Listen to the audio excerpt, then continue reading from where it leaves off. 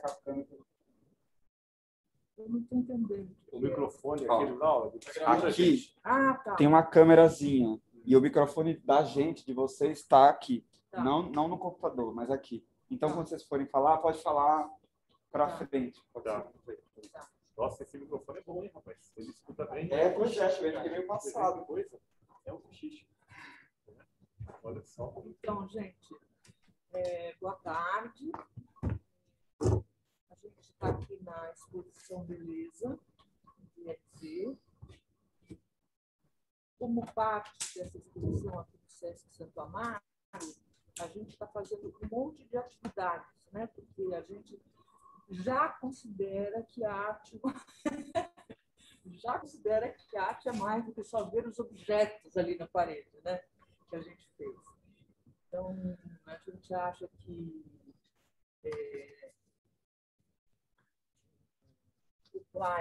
processos educativos assim é muito legal, é uma coisa que a gente acredita e estamos fazendo, né? Então, é nessa exposição que a gente está. Aí, o professor Celso Favaretto, ele teve em 2006 no Jamac, depois ele teve de novo, uma outra ocasião, onde ele deu uma linda aula sobre cultura dos anos 70, mas foi bem legal. Mas na primeira vez que ele foi no contexto da Bienal da Elisete Lanhado. E ali, bom, parênteses, agora eu vou falar de vocês. O Mauro Castro, que é esse senhor aqui do meu lado, ele é um morador de Americanópolis, cidade de Ademar. Ele é um metalúrgico aposentado e professor da rede pública municipal e estadual e atua em ações coletivas que se desenvolvem no território, como o Feitito, o Jamac, o Comitê de Lutas, o Expresso Periférico e as verduras, né? Os orgânicos também, né? Então, ele trabalha apoiando o MST. E o professor Celso Favaretto, ele é licenciado em filosofia, mestre e doutor pela FETELESH USP na área de estética, livre docente aposentado na Faculdade de Educação da USP. Atualmente, professor colaborador no programa de pós-graduação em filosofia da FETELESH. Autor dos livros Tropicália, Alegoria, Alegria, de 79, editora Queiroz, quinta edição, Ateliê Editorial, 2021, e de A Invenção de Elliot Sica, 92, segunda edição, Edusco, 2000, reimpresso em 2015. A Contracultura entre a Construção Instrumental, 2019, e N1, edições de ensaios e artigos sobre filosofia e arte contemporânea, arte brasileira e educação. Então, este é o senhor Celso, o senhor Mauro, e a senhora Mônica. E a senhora Mônica, A senhora Mônica também.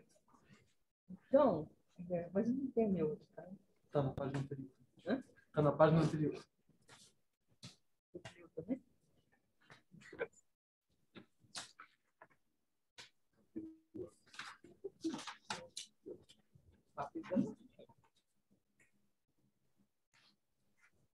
Um pouco grande o que fizeram. Mônica Nada era artista plástica, formada em artes plásticas pela FAAP, em 83. Seu trabalho mais antigo data de 80. Obteve o título de mestre pela ECA USP, por seu trabalho Paredes Pinturas. Eu fiz com a supervisão da Regina Silveira. Em 2003, a Mônica fundou o Jardim na Arte Clube, que é o Jamac. As principais exposições de Mônica incluem a Bienal de Arte de São Paulo, de 93, a Bienal de Arte de São Paulo, de 2006, a Bienal de Havana, em 2000, em Cuba, a Bienal de Sydney, em 2004, na Austrália. Em 2011, Mônica Nada do Jamac, autoria compartilhada, no Pavilhão das Culturas Brasileiras. Depois, a Bienal de Gwangju, na Coreia, em 12. Em 15, Mônica Nada, mas não chega, gente. Então, é isso aí. Trabalhou muito. Vamos trabalhar. Trabalhei muito. Agora, então, a gente vai começar a nossa conversa. E o Celso, quando a gente estava vindo para cá, eu perguntei para o Mauro, estava conversando ali e a gente começou a... Perguntei para ele se ele achava que estava diferente agora, depois de tantos anos, né? 16 anos, né? Que você esteve lá. E falou aquela frase bombástica que falou uma coisa que mexeu com todos nós lá, né? E você não quer falar, Mauro? Então, boa tarde a todas e todos. Boa tarde. Celso, Mônica aqui e demais, nessa conversa. Acho que a nossa primeira, a preocupação primeira, quando a Mônica chegou com uma proposta, um trabalho ligado à arte, né? Primeiro que não causou estranheza, mas era novidade, né? Até porque, como nós historicamente falamos, né? Essa pegada artística não tinha sido apropriada, né? E lá para cá, muita coisa mudou. Né? Muita coisa mudou porque o Jamac, ele possibilitou, não sei se o termo correto é esse, mas um espraiamento, um alargamento das possibilidades do pensar artístico no território. Né? Até porque, estávamos comentando, e seguramente nós não estaríamos aqui, né, se não fosse a presença dessa iniciativa, né, se não fosse a presença de levar para o território uma área periférica. Né? O Jardim Miriam é sempre bom lembrar que é uma área, uma periferia antiga, uma periferia consolidada, mas é uma periferia, né? É uma carência de equipamento, né? Ainda é evidente em todos os sentidos, perfeito? Então, imagine só, nós estamos numa periferia, mas essa periferia ela produz arte. Essa periferia, ela que a percepção da produção artística, da arte contemporânea, dentro dessa lógica onde essa multiplicidade de fazeres está dentro, né? Está presente, mas, por outro lado, você tem manifestações artísticas que estão acontecendo. Acontecem, por exemplo, no sarau. Né? Acontecem, por exemplo, quando você tem as nossas atividades lá na Praça do Jardim Miriam, né? Quando nós levamos a Rádio Poste. Acontece, por exemplo, quando nós temos, né, uma manifestação lá na Praça Lígia, onde os meninos da Batalha de Rima, se reúnem, né? Muitos alunos, muitos ex-alunos estão lá se reunindo para poder fazer batalhas de rima. Eu acho que isso é arte, né? Isso é a manifestação mais, diria, acabada dessa possibilidade de fazer artístico, né? Certo, Mônica? Certo. Certo. Né? O que o senhor acha disso? Bom, eu fiquei curioso de saber qual foi a frase bombástica que eu teria dito em 2006 ou 2008, não sei, lá no Jamac. Não lembro mais. O senhor disse... Porque o Mauro, ele perguntou para o senhor. Ele disse assim, professor, eu preciso fazer uma pergunta. O senhor, que é o seguinte, eu sou um professor aqui de geografia da região. Sim. Eu nunca me... E sempre que eu pergunto para os meus colegas, professores de artes, o que eles acham dessa tal de arte contemporânea, eles vão me dizer invariavelmente que eles não gostam, que eles não conhecem, que eles não sabem o que é. Por que que isso acontece? Aí, o senhor pode me explicar? Aí você explicou.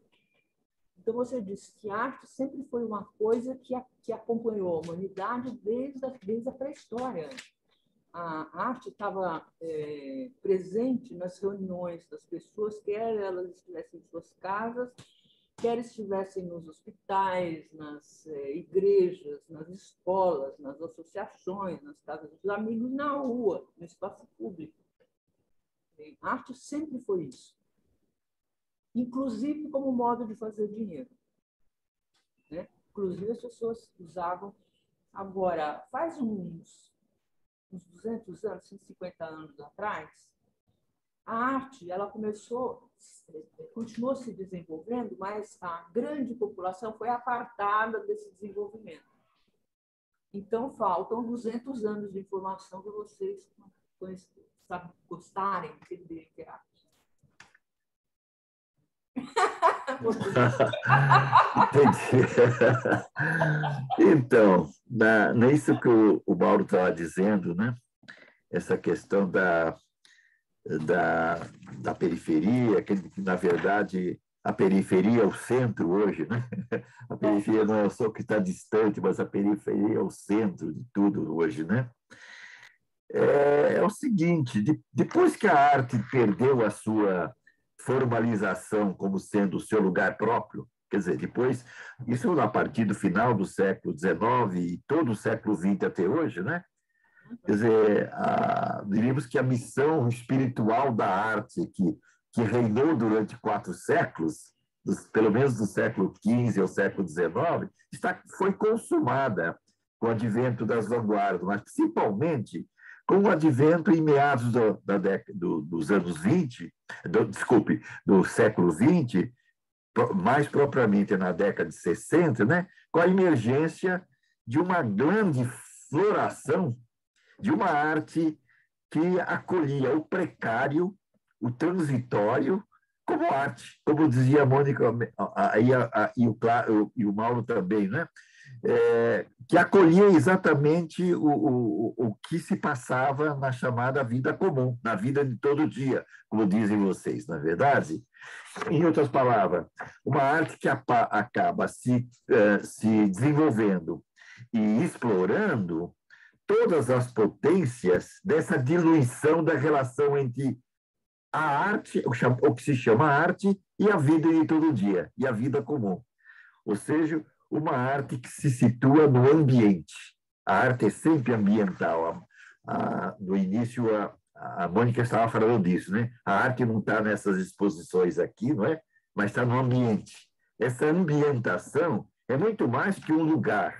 A ambientação é exatamente o espaço aberto de todas as possibilidades do que se chama artístico. Isso foi uma conquista que começou a se manifestar no finalzinho do XIX, mas que se consolida durante todo o século XX e, particularmente, como eu já disse, durante os anos 60. Né? O Baudelaire, e na última década do século XIX, ou na penúltima, no seu famoso texto Pintor da Vida Moderna, ele vai dizer, quando ele vai categorizar o que ele chama de modernidade, a primeira vez que a palavra modernidade surge, então, né, ele diz que, na verdade, a partir de então, a arte deveria extrair o poético, aquilo que antigamente foi eterno, do transitório. Quer dizer, quando se olha, por exemplo, a pintura, a escultura da tradição inaugurada pelos diversos renascimentos, né? Na verdade, aquilo era estabelecimento de uma poética da beleza, né? E essa beleza, exatamente, não estava propriamente no histórico do dia a dia, mesmo que retratasse isso. Por exemplo, as pinturas do Vermeer de Delft, né? Que retrata cenas da vida cotidiana, né? Mulher à janela, mulher fazendo isso, fazendo aquilo, o homem contando dinheiro, aquela coisa toda, né? Na verdade, é um tema apenas, é o tema da vida de todo dia, mas não é a incorporação, o ato de o corpo estar em jogo com o protagonista. Né? Isso só ocorre a partir do século XX, quando exatamente esse caráter de eterno que era reivindicado pela arte, e o eterno estava na beleza, na harmonia, etc., né? Quando todo esse eterno, na verdade, passou a estar no transitório. E a exploração do transitório, que é o histórico, né? Que é o histórico, que é o social, que é o lugar das vivências, né? Se torna realmente o lugar das artes. Não da arte, das artes agora, né? Não existe mais essa arte com A maiúsculo. O que existe são as artes, são as manifestações chamadas artísticas, né? Todo o trabalho que vem desde a modernidade do século XX, né? Em múltiplas direções, principalmente a partir a partir dos anos de 1960, depois da explosão da pop art, com a emergência da arte, a arte da land art, a arte da terra, da arte do corpo, da arte povera, da arte pobre, feita com os objetos de uso e comuns o tempo todo, né? Toda essa arte, na verdade, citando uma frase que eu adoro e acho emblemática do Ero Itzica, constitui na transformação dos antigos processos de arte em sensações de vida. Está aí a questão fundamental da arte. Não quero dizer que não se faça mais pintura, escultura, faz tudo isso. E se faz também outra coisa. Uma outra coisa que vai dos objetos, chamados obras de arte, né, a eventos de todo tipo.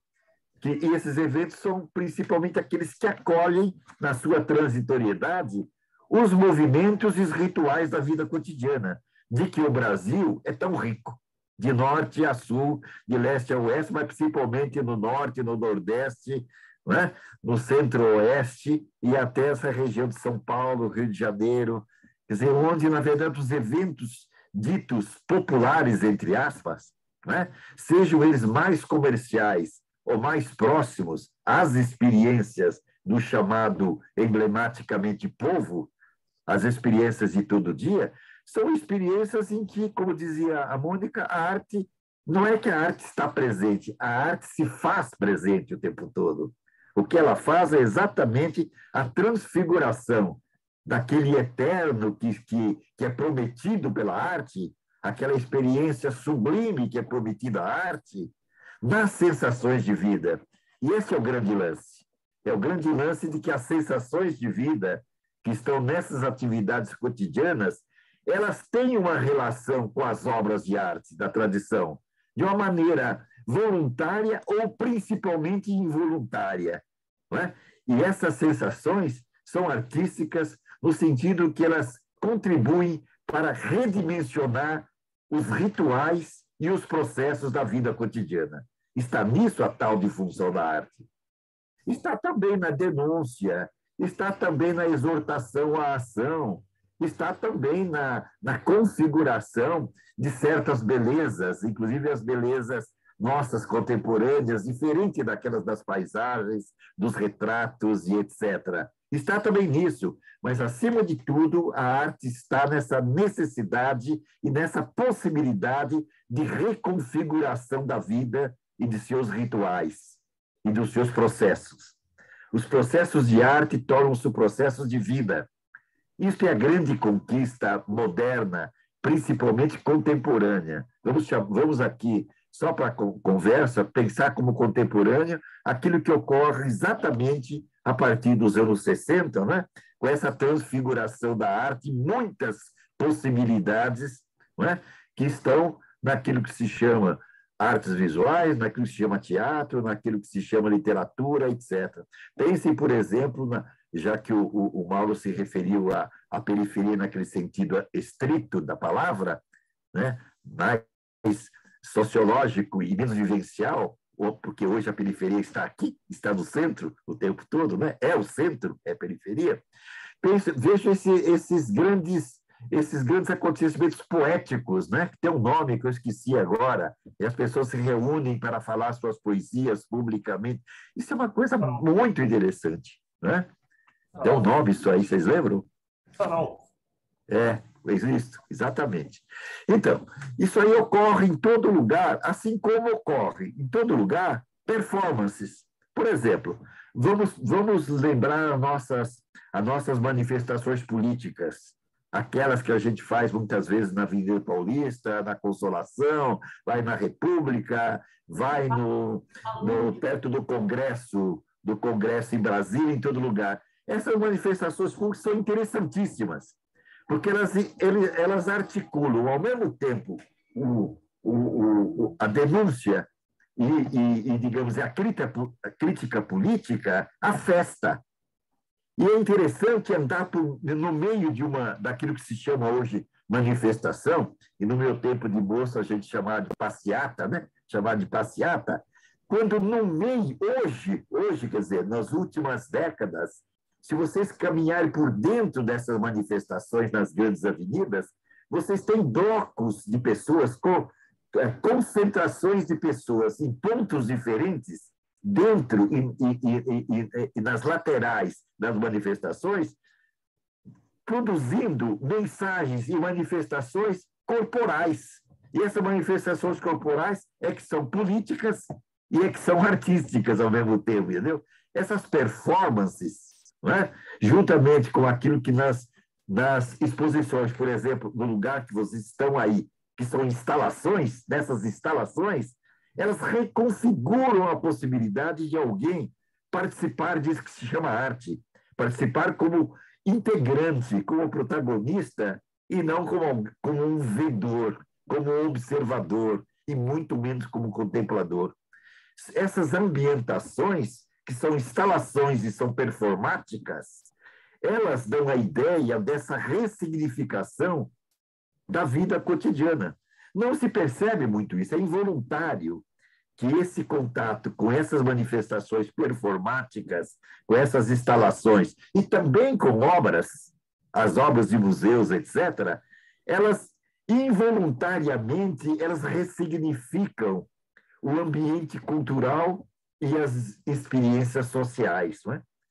Foi isso exatamente que eu vi do Jamac nas duas ocasiões que eu fui lá e no acompanhamento que eu fiz desde lá, não é? Das atividades do Jamac ou de outras manifestações de outros coletivos em outras regiões da cidade de São Paulo e certamente em outros lugares do Brasil. Quer dizer, reconfigurar a vida cotidiana. Não se trata assim de usando a estética clássica, não é? Achar assim, a arte desenvolve a sensibilidade das pessoas, então ensina as pessoas a ver obras de arte. Sim, também isso, mas é muito restrito. Não se trata simplesmente de voluntariamente transformar a sensibilidade, não é disso. Trata-se de reconfigurar a vida cotidiana. Isso é arte. Quer dizer, quando o Hélio Sica fala exatamente em transformar os processos de arte em sensações de vida, é exatamente desligar a experiência da arte das obras de arte, né? E exatamente entrar no ambiente em que a arte é extensiva, não é? A arte é uma espécie de fantasia da vida, não é? Isso insemina os comportamentos, insemina as relações entre as pessoas. Portanto, não é uma restrição na estética da percepção de mudar a sensibilidade, absolutamente. Se trata exatamente de considerar o corpo como protagonista fundamental do ambiente, né?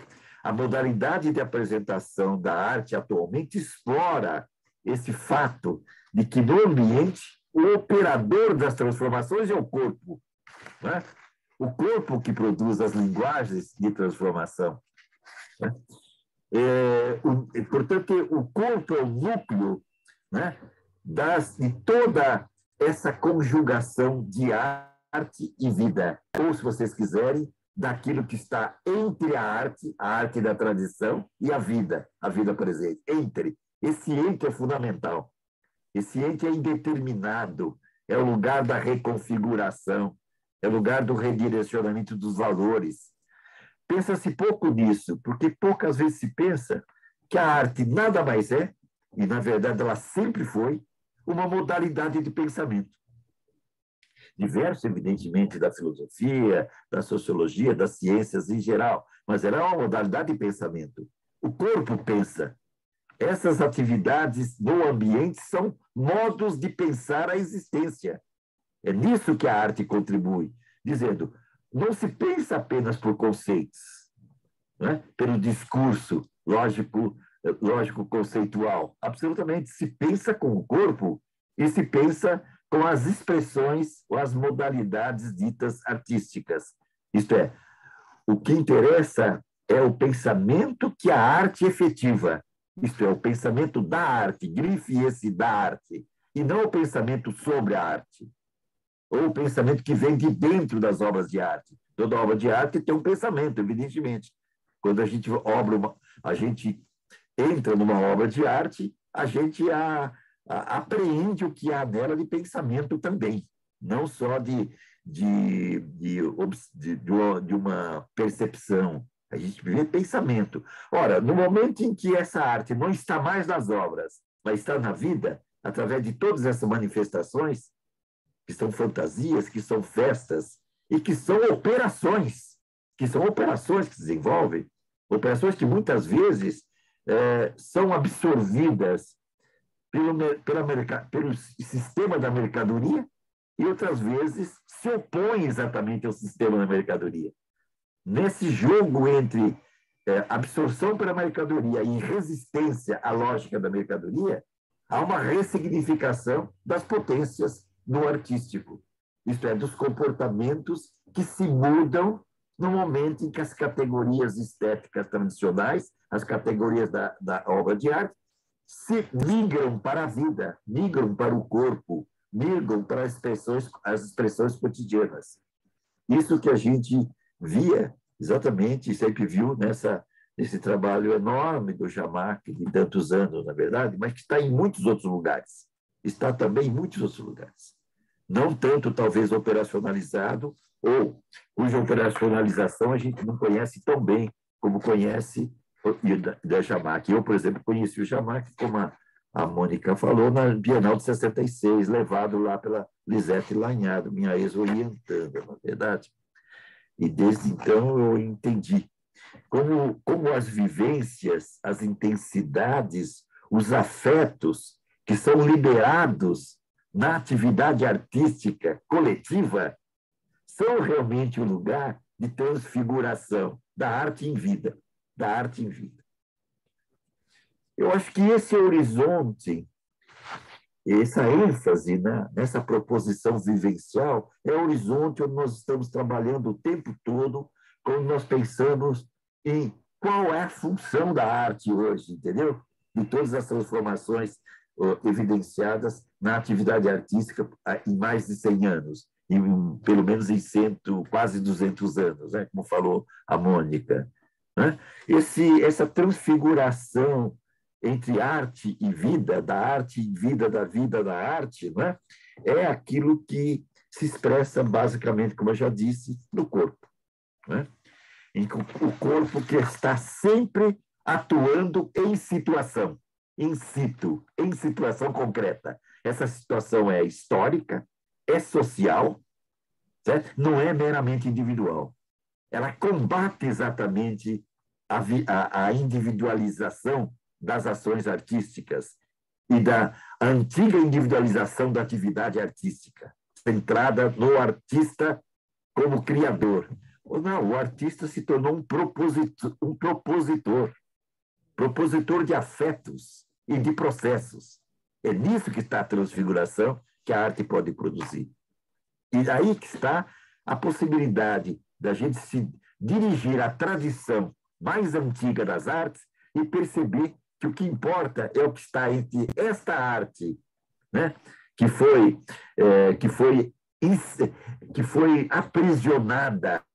aprisionada no conceito de obra de arte e no conceito romântico de artista.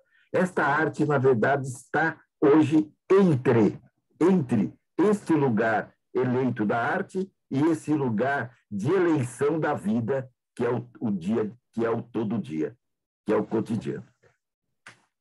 Eu acho que é por aí, né, em que a arte se torna o tempo todo, em resumo, signo de transformabilidade. Professor, quando o professor estava falando, me ocorreu a seguinte, trouxe aqui na memória, eu trouxe aqui na memória a seguinte situação. Aqui em Santo Amaro, nós estamos aqui numa região que hoje ela é fundamentalmente conectada a serviço, é uma região que tem muita prestação de serviço, mas até a década de 80 era fabril. Né? A gente, por exemplo, nós saímos da periferia mais, digamos, mais distante e víamos aqui para o centro de Santo Amaro, era onde se concentravam as indústrias. Né? Essa região aqui, predominantemente fabril, muitas metalúrgicas, e a peãozada vinha para poder trabalhar. E no percurso, era comum nós encontrarmos aquelas pessoas fazendo as performances, né, para ganhar dinheiro, claro, né? Mas ela vendia os produtos, mas criava todo um ritual para vender vender uma pomada ou vender o chá, mas tinha todo esse ritual. Então, na sua fala, professor, me ocorreu exatamente, né, essa conexão. Olha, aquilo ali também fazia, aquilo também é arte. Né? Sim. Tinha todo aquele movimento corporal das pessoas para poder vender o produto, mas ele criava toda uma rede, né? E as pessoas ficavam ali olhando, muitas vezes não pelo produto, mas sim por conta daquela situação que ele criava, daquela manifestação corporal que ele criava para aproximar, para fazer com que essas pessoas se aproximassem.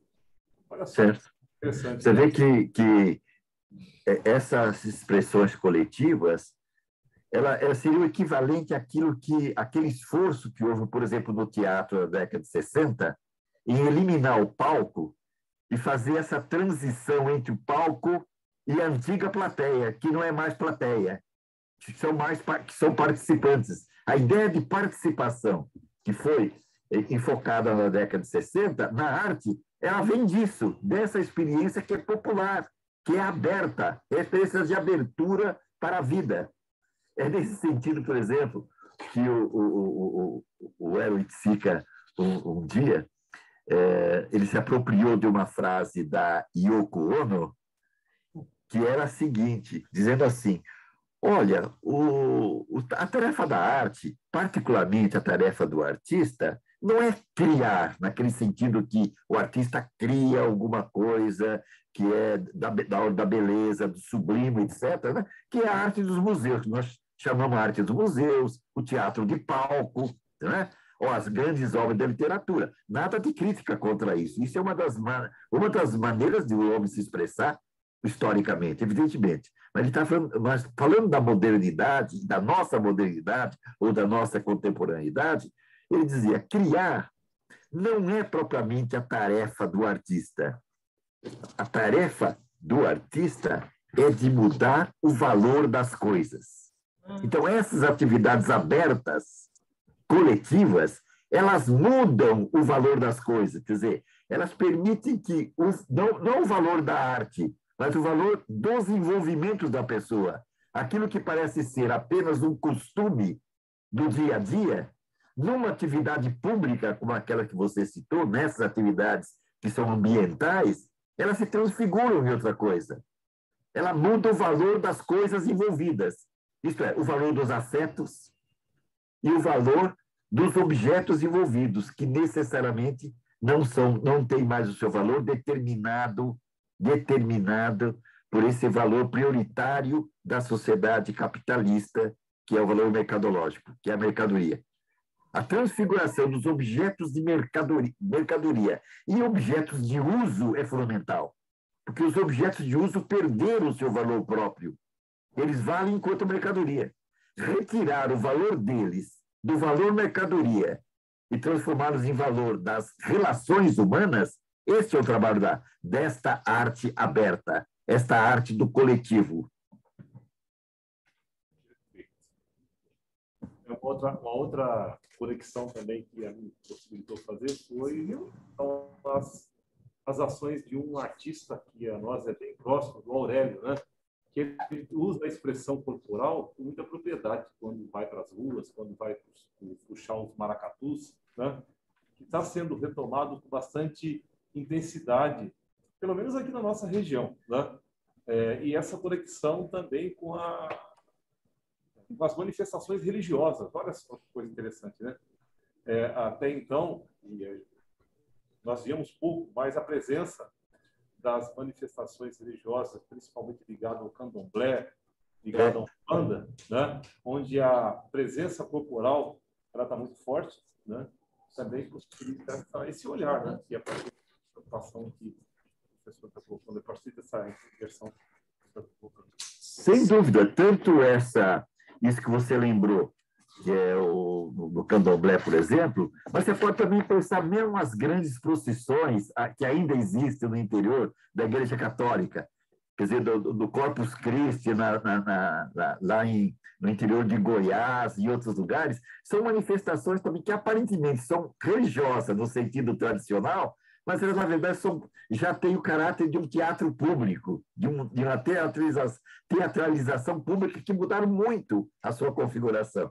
Todos esses rituais, que antigamente se chamavam muitas vezes folclore, etc., né? E que são, na verdade, manifestações públicas, né? De estratos sociais diferentes, elas têm exatamente o que você falou, esse caráter artístico, sem precisar chamar de arte. Por quê? Porque a arte não é mais simplesmente o uso da arte na vida, né? Se trata de a arte está diluída na vida e ela informa a vida, ela dá forma à vida, muitas vezes. Então, a forma deixa de ser a forma eleita das antigas obras de arte e ela dá forma a configurações desta abertura da existência cotidiana. Nos seus rituais, que podem ser religiosos, míticos, ou, assim como no Brasil é importante, no conceito de manifestações populares, né? Populares que não tem nada a ver com periferia. Isto é, mas no sentido de um gosto público e de uma vivência pública, como é, por exemplo, da música chamada música popular brasileira, a canção, que é um banho contínuo, né? de afetos e de pensamento. A nossa música popular da década de 30, ela pensa o tempo todo, não apenas os transes da vida e da vida sentimental, basicamente, né? Mas pensa o que a gente chama de realidade, o social, o modo de estar social. Lembro, por exemplo, as músicas do Nelson Cavaquinho, do Cartola, como elas são muito fortes nessa linha de pensar a relação entre o indivíduo não como tal, mas o indivíduo naquela cultura, o indivíduo no seu ambiente social, né? E aí nós temos um modo de pensar, é uma música pensamento o tempo todo, é muito forte isso. E além daquelas que você citou, principalmente nessas manifestações que nós chamamos afro-brasileiras, tal. O nome não é muito bom, mas vai por aí, vai por aí. Professor, teve uma moça, teve uma pessoa que é uma moça chamada Daisy Nunes, Sei. é uma pessoa da performance, ela mora na Noruega, a gente foi Sei. fazer uma aula. E essa pessoa que é da performance, ela é uma escola, sabe? E também teórica, assim. Aí ela escreveu para a gente um texto super bonito, dizendo que o que eu estava fazendo era uma performance de 17 anos. Sei. Né?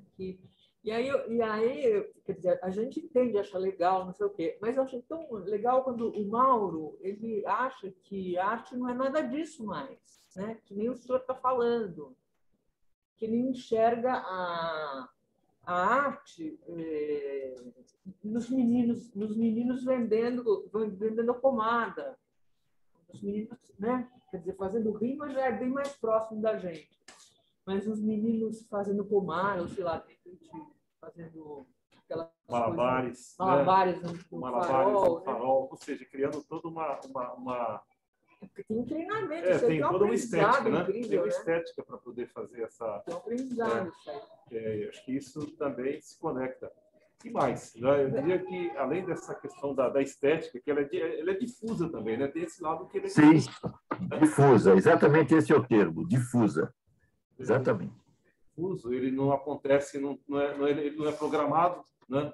Não tem uma, digamos assim, olha, vamos fazer isso de maneira articulada, mas também ele tem uma conexão com as necessidades imediatas da população, né? Eu acho que tem um dado também que é, olha, a necessidade, ela impõe, ou seja, ela cria ousadia também, não sei se o termo correto é esse, né? Sim. Ela faz com que a pessoa ouse para apresentar uma determinada estética, né? Claro. Isso e perceber isso, né? perceber isso também é importante. Por outro lado, quando a gente fala do Jamac, né, eu estava conversando com a Mônica no caminho aqui, e o resultado de todo esse trabalho que foi feito nesse sentido conversa um pouco com a fala da moça, viu, Mônica? Que moça? Que você falou aí há pouco, né? Que o Jamac é um... Da Daisy. Da Daisy, Ah, sim. né? Sim. Porque quando eu falei para a Mônica, olha, se não fosse o Jamac do Jardinilha, provavelmente eu não estaria aqui. Sim. Provavelmente nós não estaríamos fazendo o encontro literário, né? Que é dentro das escolas, que é uma pegada que acontece dentro das escolas públicas. Depois eu gostaria, se tivermos tempo, inclusive, Eu acho que você pode temos que contar pegar pra e ele. poderíamos pegar e estar vendo um pouquinho, se tem tempo, que você fez uma pergunta para o senhor em relação à questão da educação, mas o encontro literário, nós não estaríamos fazendo um encontro literário, poderia até outro grupo estar fazendo, mas pessoalmente não estaria dentro dessa possibilidade, né? Que trabalha que tem a preocupação de atuar, sem dúvida nenhuma, dentro da escola, mas de incorporar também os coletivos que atuam na música, que escrevem a poesia, dos saraus, que tem a produção estética. Provavelmente não estaremos fazendo isso aí. Então, o Jamac, nesse aspecto, ele abriu essa possibilidade, né, de encontro, né, dessa diversidade. Eu queria pensar da sua conversa uma palavrinha só, quando você usou a palavra necessidade. Ela é preciosa. Naquela citação que eu fiz da Yoko Ono, apropriada pelo Hélio Sica, que a tarefa do artista não é criar, mas mudar o valor das coisas. O valor das coisas é mudado por necessidade. E no caso que você citou, né, essa necessidade se conjuga com o fato de que aquilo que aparece frequentemente como arte, como obra, como objeto, como acontecimento, principalmente como acontecimento, e esse conceito de acontecimento é fundamental, né? É em grande parte determinada pela necessidade do lugar onde essas coisas aparecem. O lugar onde as coisas aparecem determina a forma adequada, isto é, a necessidade obriga essa transfiguração, né, de uma coisa que parece puramente útil em alguma coisa que é a fantasia da arte, entendeu? Ou o contrário, aquilo que na arte era uma coisa séria, absoluta, voltada para valores transcendentais, agora é transfigurada em relações imediatas, em formas imediatas, como aquelas que acontecem na rua, como você citou aí, entendeu? Então, a ideia de necessidade, né, é que comanda o ato artístico de mudar o valor das coisas. Isso é muito importante. Eu insisto nisso, porque a gente acha que o valor das coisas só muda com a filosofia, com a sociologia, com a política, etc. E muda, certamente, com a política entendida como a gestão da coisa pública, e não concentrada na mão das autoridades, mas a gestão da força pública enquanto ela está diluída, como a gente sempre está querendo, né? Democraticamente, diluída exatamente no cotidiano das pessoas e nas organizações cotidianas, na verdade. A gente esquece que essa necessidade, né, depende do lugar onde as coisas aparecem, né? A necessidade obriga a transfigurar aquelas formas antiformas eleitas, né, digamos, em operações de relação entre as pessoas, operações de crítica social, de crítica política e de crítica dos costumes, simultaneamente. Quer dizer, o valor das coisas não está mais nas obras de arte representadas, elas estão lá, elas são extraordinárias, são documentos públicos, são experiência humana de séculos, não tem nada que opor a arte da tradição com essa arte que nós estamos falando. Só estamos dizendo que a necessidade hoje nos obriga exatamente à transfiguração daquelas categorias artísticas da tradição, que estão nas obras de artes, em categorias de afetos, de relações públicas, principalmente políticas. Muito legal. Por isso que surgiram tantos coletivos. Exatamente. Coletivo E tem que surgir, e tem que se multiplicar. A multiplicação dos coletivos é similar à multiplicação das possibilidades de fazer arte depois da pop art. A arte é múltipla e é disseminada. Impossível. A palavra arte não quer dizer mais nada hoje com A maiúsculo.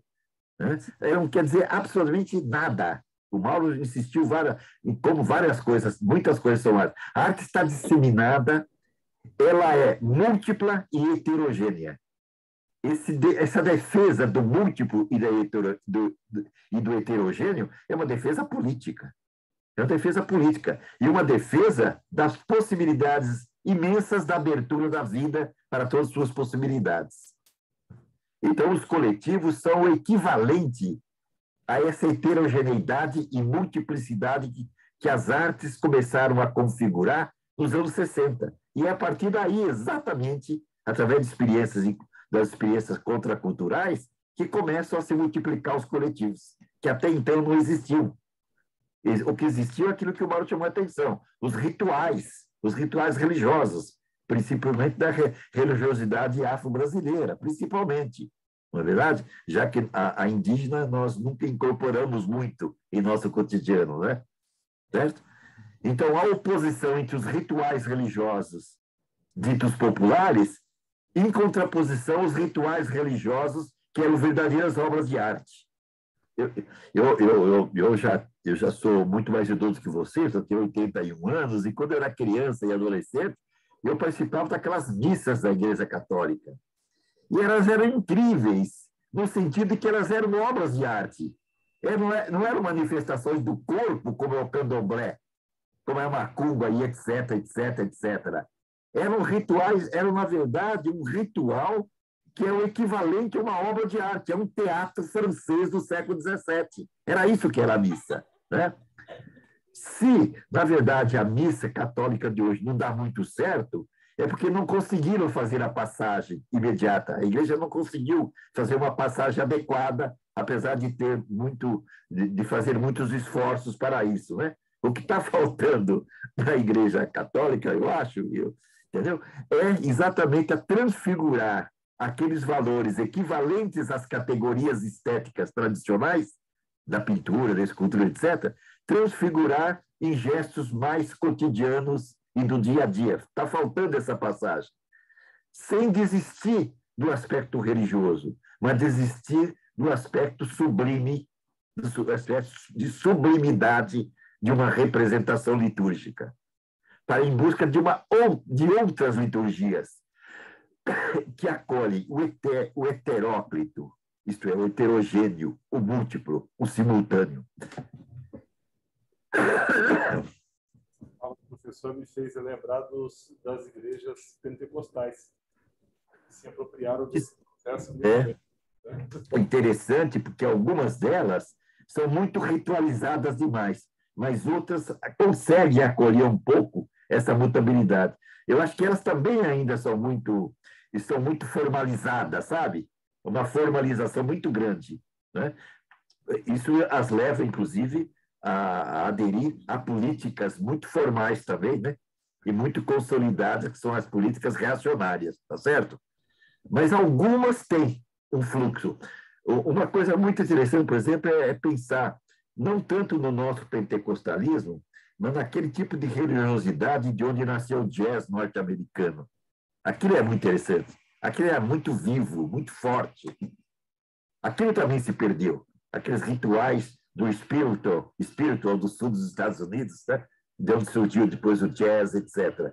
Aquilo se perdeu bastante, seja com a comercialização, isto é, com a transformação daquilo em mercadoria, seja pelo aprisionamento da religiosidade dos pentecostalismos, que vem todos os Estados Unidos. Né? Lá tem centenas e centenas de direções pentecostais, na verdade, e que estão se reproduzindo no Brasil. Mas elas têm uma formalidade muito grande, eu acho, ainda. Aqui e ali, elas se soltam um pouco. Aqui e ali. Eu acho que, de modo geral, a religião que interessa mesmo é essa que está fora dessas transfigurações do cristianismo e está mais exatamente nas experiências ditas populares. Está por aí. Nesse sentido que eu falo que não existe centro-periferia. O que existe é periferia, em todo lugar. Ou, se vocês quiserem, vocês têm centros diferenciados, heterogêneos e múltiplos, que é a mesma coisa. Então, professor, eu vou dando uma olhadinha lá na internet, tem um texto, que eu não me lembro agora, é um texto do senhor, que discute a questão da função, da arte contemporânea e educação. Tá? Isso. Tem todo um texto que li uma parte, mas enfim, a mim me surgiu aqui algumas preocupações, não preocupação, mas indagações, correto? Com relação a presença da arte contemporânea. Ela tem função na educação? Né? Qual é a função dela Pois é. na educação? Porque aqui, olha, veja, a educação, eu estava dizendo para a Mônica que a educação, né, a escola, ela é uma caixa, né? É um caixote. Né? Ele é um caixote e dentro esse caixote é compartimentado. E parte desses caixotinhos que tem lá dentro tem a disciplina de artes, como tem outras tantas disciplinas. Só que a arte, né, até onde o meu horizonte alcança, ele não fica, é complicado botar ele dentro de uma caixinha. Né? Sim. Como é que trabalha essa questão principalmente dessa multiplicidade da arte contemporânea dentro dessa caixinha, inclusive para tornar isso uma disciplina dentro do currículo? Olha só que coisa. É complicado mesmo.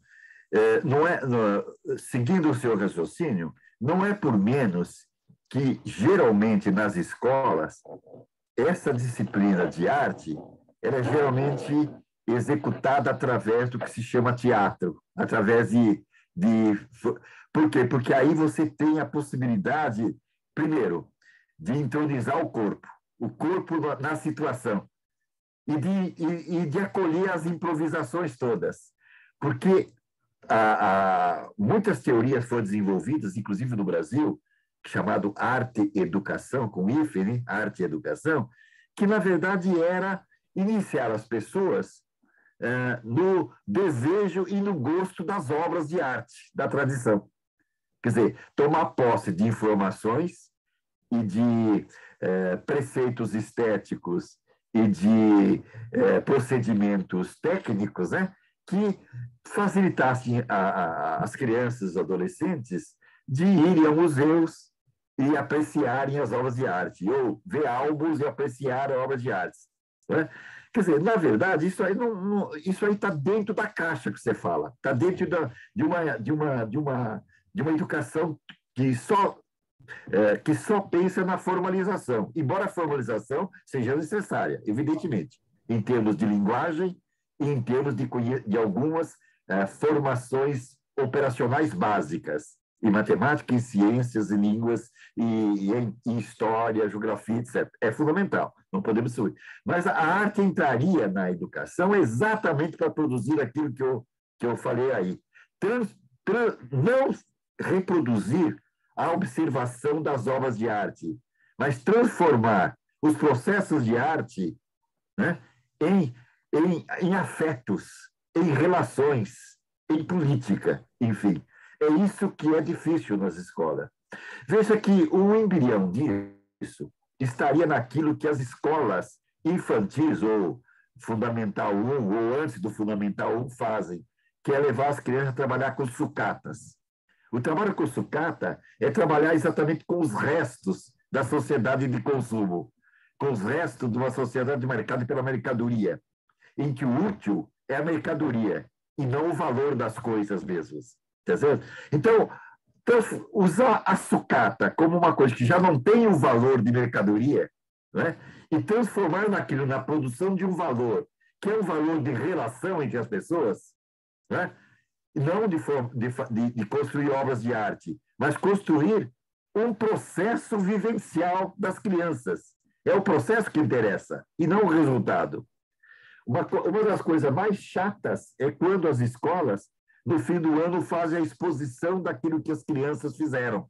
Esse resultado, ele só tem um valor ritual interessante para as crianças ficarem contentes e mostrar para os pais o que elas fizeram, na verdade. Mas, a verdade mesmo, educacionalmente, o que interessou foi o processo em que elas foram envolvidas para produzir aqueles objetos, aquelas coisas, aquelas linguagens com as sucatas ou mesmo com os restos de obras de arte, entendeu? Ora, isso deveria permear o currículo em geral.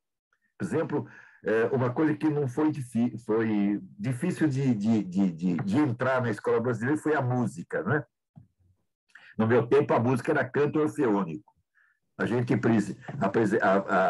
aprendia a fazer solfejo, né? As notas de solfejar, e aprendia os hinos pátrios, os hinos da pátria, e aprendia uma ou outra música dita folclórica, né? Ou Irapuru, coisa desse tipo. E acabava aí, e parava aí. Quando a música depois desapareceu do currículo com as reformas educacionais dos anos 70 e depois dos anos 90. Ela foi reintroduzida de repente, mas ela não pode se efetivar. Mas quando ela é efetivada, o interessante é levar as crianças a fazerem música como música aleatória e não aprender música conforme os cânones da música ocidental. O aleatório está exatamente na construção de instrumentos e no trabalho de adaptação dos instrumentos tradicionais em objetos e instrumentos de uso imediato para a produção de uma música que necessariamente não é harmônica, né? E nem mesmo melodiosa, mas que é uma bricolagem de fragmentos, né? Que vem exatamente dos sons da vida cotidiana misturados com os sons da música que se ouve em todo lugar. Isto é, desse banho musical que a gente tem diariamente, na verdade, em todos os ambientes, né? Onde a musak, quer dizer, a música de massa, toda ela muito marcada por certo ritmo e por certa melodia. E as músicas que não são essa música massificada, né? Seja a tradicional música brasileira, seja os resquícios da chamada música clássica, se tornam música contemporânea, no sentido de trabalhar com exatamente essa dispersão, essa heterogeneidade dos sons e das suas possibilidades de conjugação. A mesma coisa valeria para a literatura e valeria para as artes visuais, para o teatro é mais fácil disso acontecer, né? Mas valeria para os artes visuais e para a literatura, né? Essas duas artes e para a música. Isso realmente você tem toda a razão. É muito difícil, inclusive porque a escola, quando consegue professor de práticas musicais, de práticas, desculpe, artísticas, acaba sendo sempre alguém de teatro. E nunca alguém que vem da música, né? E, às vezes, alguém que vem das artes plásticas, tem muita gente assim, mas que acaba não ultrapassando o nível do trabalho de bricolagem. Precisaria entrar num nível superior, que supõe também a bricolagem, mas supõe uma elaboração formal, como o que eu estou chamando de restos, dos restos culturais, das heterogêneas contribuições musicais, plásticas, etc. Isso, evidentemente, não só precisaria de profissionais muito bem formados, não só numa arte, mas em várias, né? Como precisaria ter um ambiente escolar que propiciasse isso. Aí sim, isto seria adequado à arte contemporânea. Essa arte contemporânea que é heterogênea, extremamente mutável, variada, quer dizer, ela é múltipla e heterogênea, né? E, portanto, ela não tem uma fixação numa ou na outra forma, mas ela trabalha com os restos de todas as formas, entende? E aí, eu acredito naquele texto que você leu meu, eu crio uma espécie de um conceito que eu acho que é a operação básica que a arte contemporânea podia funcionar nas escolas. Eu chamo de que a arte deveria constituir-se interruptores das normatividades, tanto artísticas como escolares. Interruptor no sentido próprio da palavra, alguma coisa que se acende e apaga, que se interrompe o circuito costumeiro do dia a dia escolar, que é extremamente tedioso, extremamente tedioso. A arte deveria entrar para romper, isto é, para produzir interrupções múltiplas, variadas, né, e descondicionadas, e, portanto, descondicionantes das repetições que comandam a escola, que é feito o tempo todo de repetição. Eu acho que isso não é utópico. Isso teria que ter. Veja, eu uso o verbo teria. Teria que ter uma ambientação na escola, uma acolhida. Isso depende muito da gestão escolar e do talento de diretores e coordenadores, entendeu? E dependeria exatamente de uma formação um pouco mais flexível daqueles que fazem formação artística em artes visuais ou formação artística em música ou o uso da literatura. Geralmente são muito setorializados, né? Por isso que o teatro é um pouco mais maleável, porque ele é, por natureza, alguma coisa na ordem da performance. E o performático é o que funciona melhor nas escolas hoje.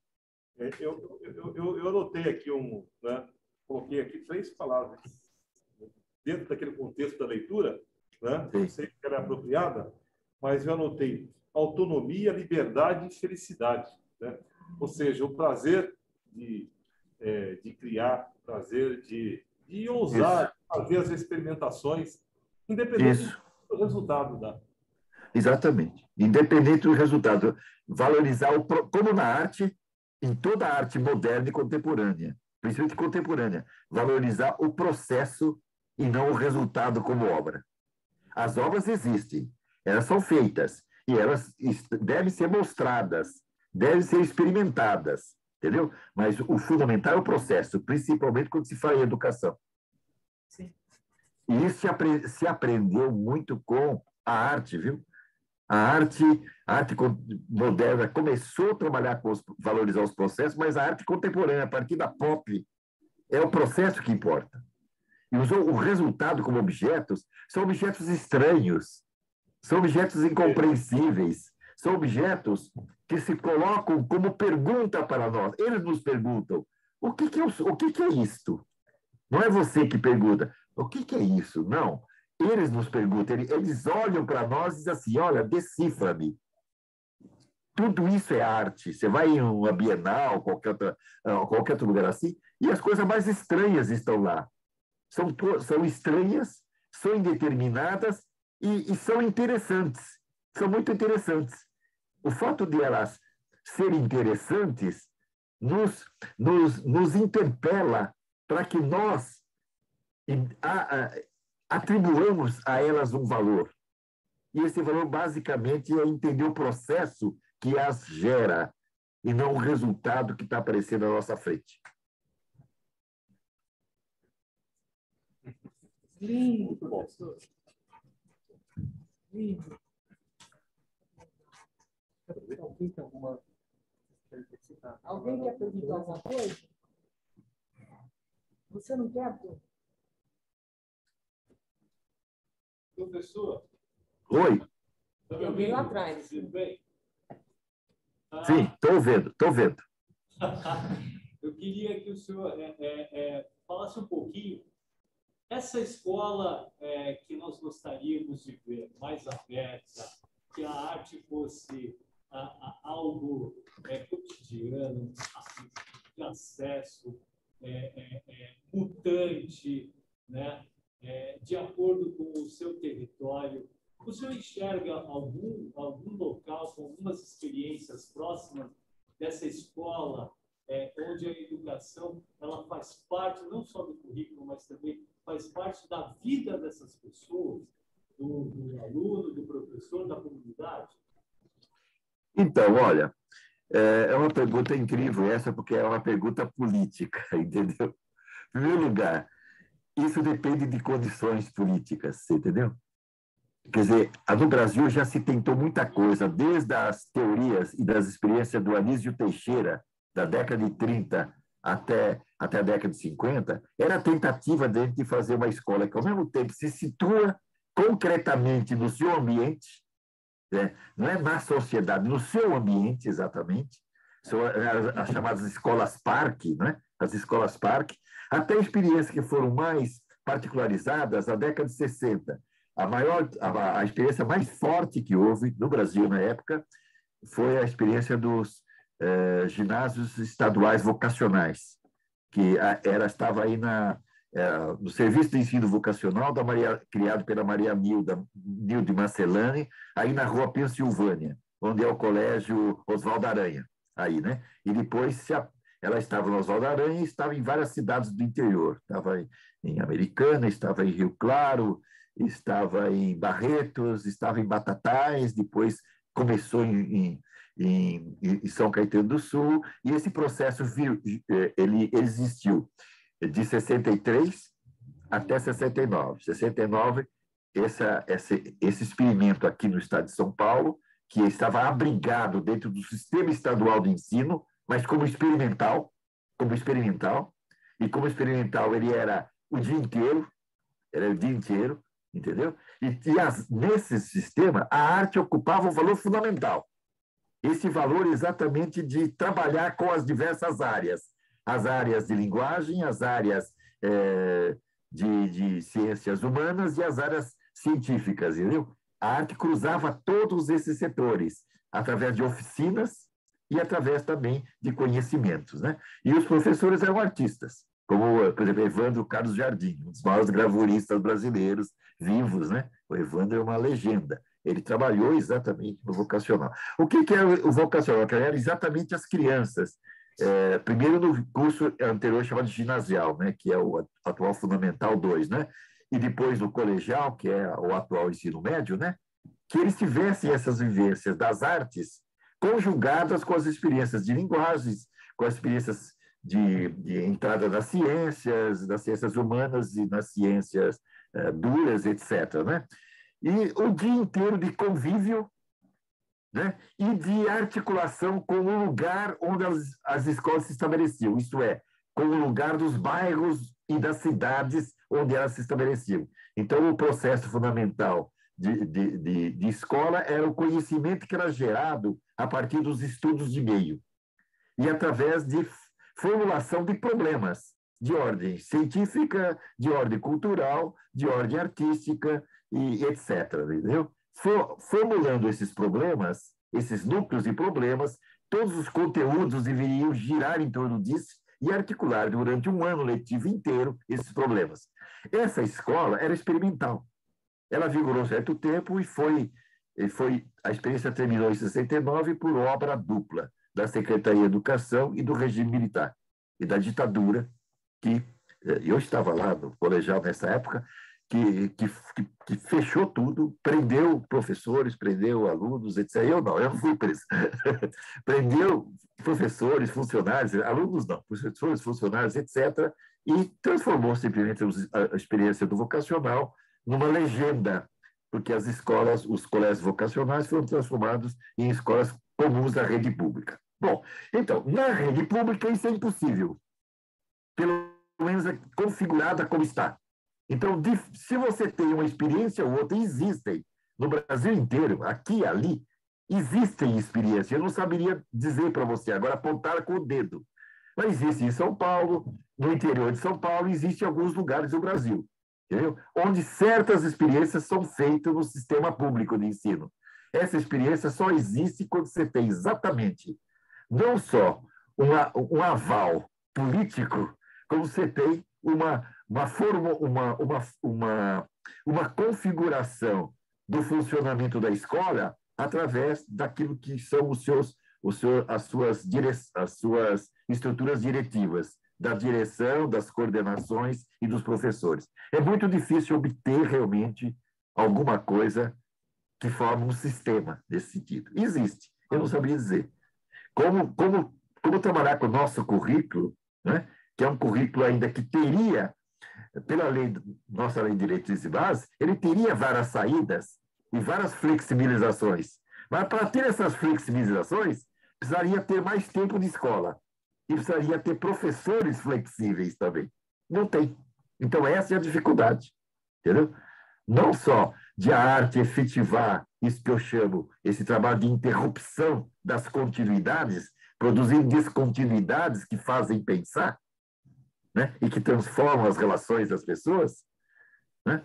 Mas também possibilidades de funcionamento mais flexível dentro das disciplinas e da articulação entre as disciplinas.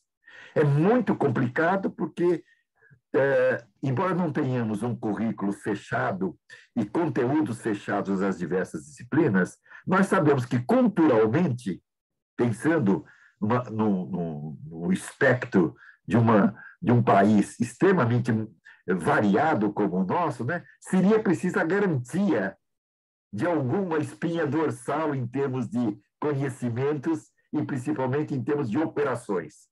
As operações podem ser garantidas ainda desde que nós tenhamos uma estrutura e profissionais adequados. Operações que eu quero dizer é formação do pensamento, a articulação do pensamento que a gente chama de pensamento crítico, né? Isto é, de um pensamento que trabalha com relações, né? com condensações, né? E com deslocamentos o tempo todo, entende?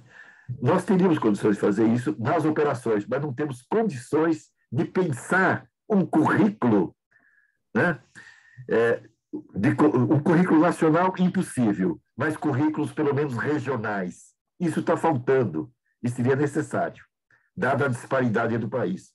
Como conseguir exatamente sistemas regionalizados que garantem uma certa continuidade dos conhecimentos e, no país todo, como um todo, uma educação, como a gente está cansado de estudar nas pedagogias modernas desde o século XIX, que transforme o aluno não num receptor, né, mas num produtor do próprio conhecimento e das próprias relações. Eu entendo que a sua pergunta está ferindo exatamente o fundo da nossa questão brasileira.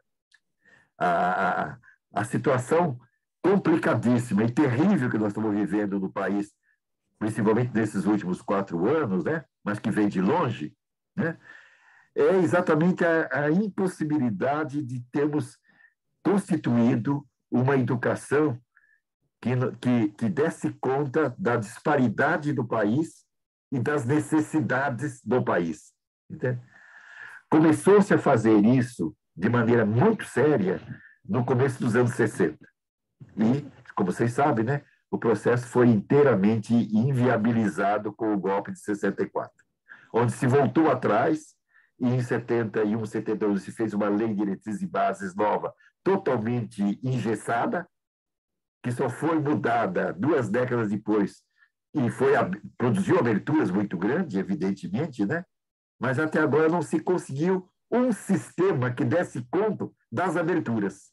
As aberturas foram produzidas legalmente, mas não foram efetivadas praticamente. E aí é político o problema, basicamente político. Desculpa, eu não tenho como responder adequadamente a sua questão, porque a coisa é funda mesmo. E é lamentável. Nós estamos numa situação absolutamente lamentável com a destruição da escola pública em geral, né? E a escola pública seria o lugar. Agora, se você pensar no ensino privado, você encontra certos édens, certos paraísos. Você encontra lugares, escolas, onde isso que eu estava propondo se efetiva realmente. Uma transversalidade nos conhecimentos e a arte, muitas vezes, fazendo parte dessa transversalidade. Mas aí é uma questão não de classe, mas de classes sociais, né? É uma questão econômica, né? É uma questão do mercado de educação, do mercado. E dentro do mercado você pode ter excelências, como você tem excelências de muitos produtos do mercado. Você tem também excelências em escolas. Mas são nichos isolados. Isso em vários lugares do país, mas principalmente aqui na nossa região sul, né? Basicamente São Paulo e Rio, basicamente, Minas, enfim, a região sudeste e sul, onde você tem nichos muito grandes, onde você tem escolas de crianças, escolas de Fundamental 1, escola Fundamental 2, você tem ensino médio e você pode ter alguns nichos universitários bons também no ensino privado. Mas eu estou interessado mais em pensar nas crianças e adolescentes, porque nas universidades, as nossas grandes universidades federais e algumas estaduais, o caso da USP, o Unicamp, o Unesp aqui em São Paulo, né?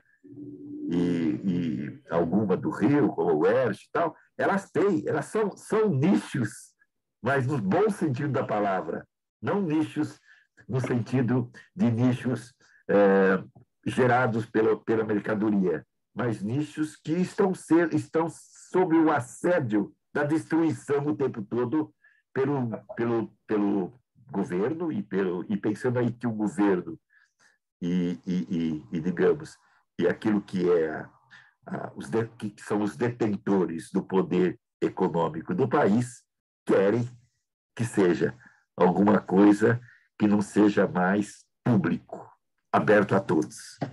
Fechar a abertura e produzir nichos que são da ordem da economia e da ordem da mercadoria, melhor dizendo. Ótimo, professor. Olha, eu quero agradecer ao senhor e dizer que o senhor quer dizer mais alguma coisa?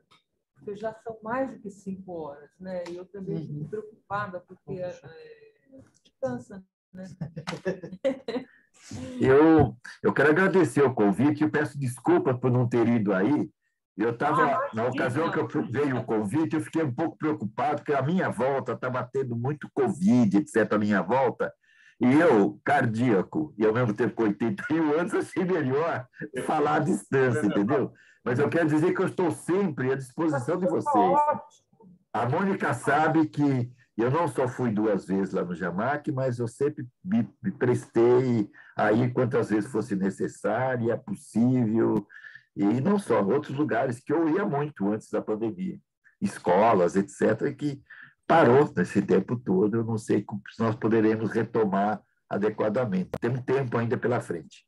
Nós sabemos que ainda... Tá bom, viu, professor? Tá ótimo. Tá ótimo. Não, eu estou bem. Eu estou bem. Apenas que eu tenho que tomar cuidado, só isso. Como todos nós, aliás. Né? Não, mas esse tipo de Porque conversa... eu achava que seria uma fala para um público grande, por isso que eu não entendi que era um petit comité assim, porque eu teria até ido se fosse petit comité. Eu entendi que não, que fosse uma coisa pública, aberta a um grande público. Isso que eu evito. Entendeu? Mas se eu soubesse que era assim entre nós, como estamos aqui, eu teria ido, claro. Desde que vocês me buscassem aqui. Não vai faltar oportunidade, viu, professor? Tá bom, ótimo. Tá ótimo. Muito obrigada, viu? Eu que agradeço a atenção de vocês. Desculpe aí que às vezes a fala fica um pouco, como dizem os puristas, abstrusa. Tá? Até mais. Obrigado. Tchau, tchau. Obrigada, até mais.